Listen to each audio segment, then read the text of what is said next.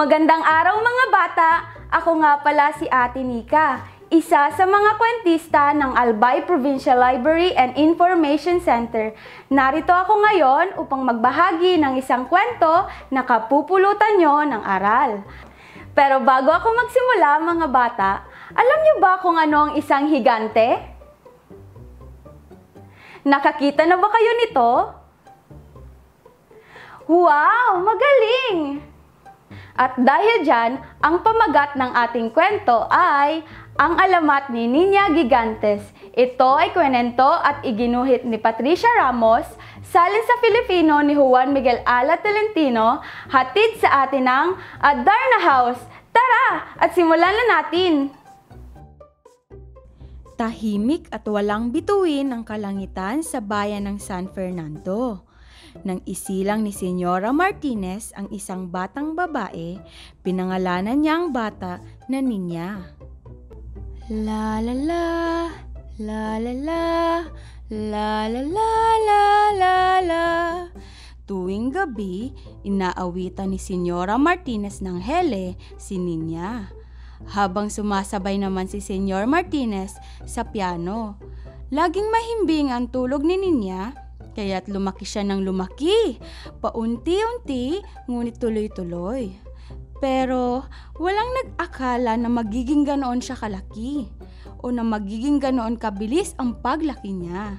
Sa katunayan, pagkatapos ng unang taon niya, mas malaki na si Niña sa kuna niya. Tanging mga lolo ni Niña ang hindi nagulat. Nasa pamilya yan, sabi nila. Halimbawa, isa sa mga ninuno ni Señor Martinez ay si Mutyang Malaki. 12 talampakan ng tas niya. Mayroon siyang alagang baboy ramo at mahilig makipagbuno sa buwaya bilang pampalipas oras niya. Isa naman sa mga ninuno ni Señor Martinez, si Telesforo Tayog. 10 talampakan ang taas niya. Nagpapatumba siya ng mga puno gamit lamang ang kanyang mga kamay at tumatalo ng napakataas, abot sa mga ulap na sumasabit pa sa kanyang buhok sa paglapag niya. Nang dinala ni na Senyor at Senyora Martinez si Niña sa simbahan, bininyagan siya ng mga taga San Fernando ng palayaw. Niña Gigantes! Inamin din ng mga magulang niya na nakakatuwa ang palayaw na ito. Nang 3 taong gulang na si Niña, mas matangkad na siya sa bahay nila. Nagpasya ang mga magulang niya na lumipat sa mas malaking bahay, lalo na at may nakababatang kapatid na si Niña, si Petra. Inalagaan sina Niña at Petra na sinlaki lang ng ordinaryong bata ni na Senyor at Senyora Martinez. Tinuruan silang magdasal ng ama nila, tinuruan silang mag-ayos ng bahay ng ina nila, at tinuruan silang magbasa, magsulat at magbilang ng ama at ina nila. Sa San Fernando, patiyad at payuko ang lakad ni Niña dahil takot siyang makatapak ng sinumang hindi sinasadya. Dahil dito, dinadala siya ng mga magulang niya sa labas ng bayan upang maligo sa dalampasigang walang tao, tumakbo sa bukiring malalawak at umakyat sa punong matatayog. Doon, walang nakikialam kahit lumangoy siya at umalo ng mataas o sumayaw siya at yumanig ang lupa. O umupo siya sa puno at lumangit-ngit ang mga sanga nito sa bigat niya. Sa 8 karawan ni Niña, binigyan siya ng regalo ng pamilya niya. Isang baul na puno ng libro. Tungkol ito sa mga kwento ng kabayanihan at paglalakbay sa pagluluto, sa pananahi, sa likhang sining at marami pang iba. Ang paborito niyang mga bayani ay ang mga salamangkerong binubuhay ang mga larawan at pinta nila gamit ang mahika. Kinahiligan ni Niña ang mga kwento nila. Sa katunayan, araw-araw siyang nagsasanay gamit ang mga lapis at Crayola upang maging katulad nila balang araw.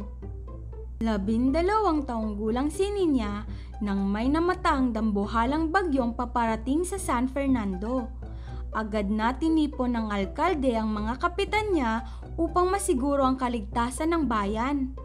Ilikas natin ang mga taong nakatira sa gilid ng ilog, sabi ng isang kapitan.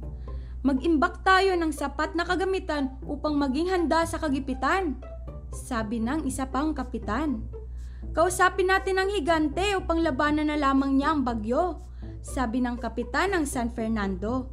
Napalingon ng lahat sa kanya.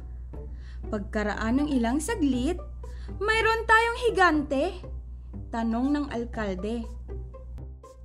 Naglakbay ang alkalde at ang mga kapitan patungo sa San Fernando upang kausapin si Niña.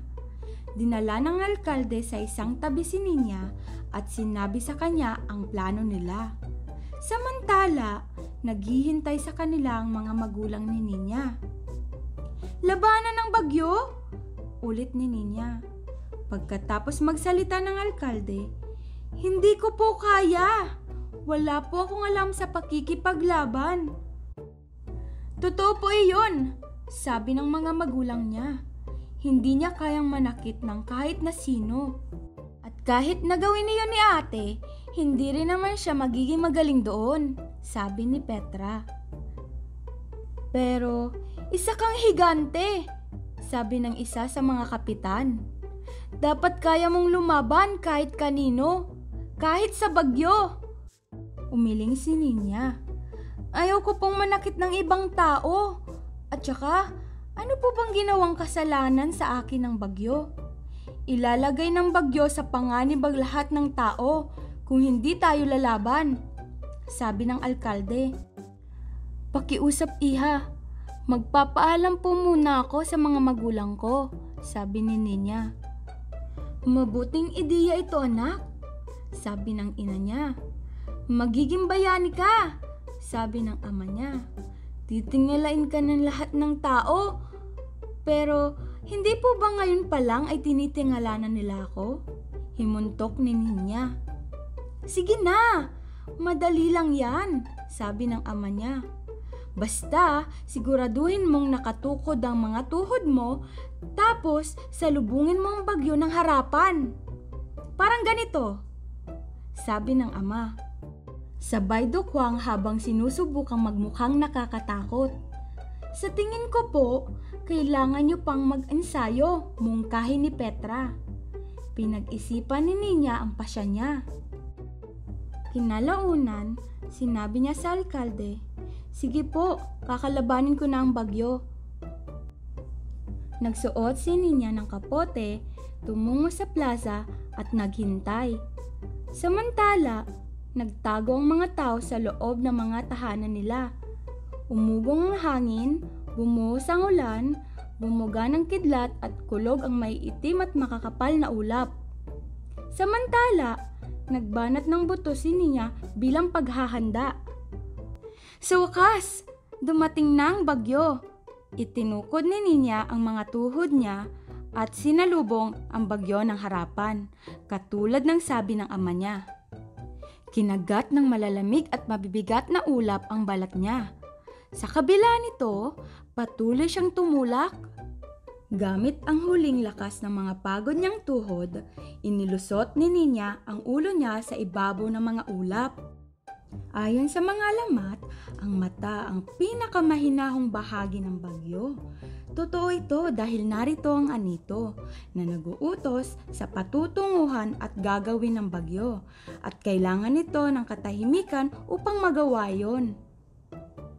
Bakit mo hinaharangan ng bagyo ko? Tanong ng anito.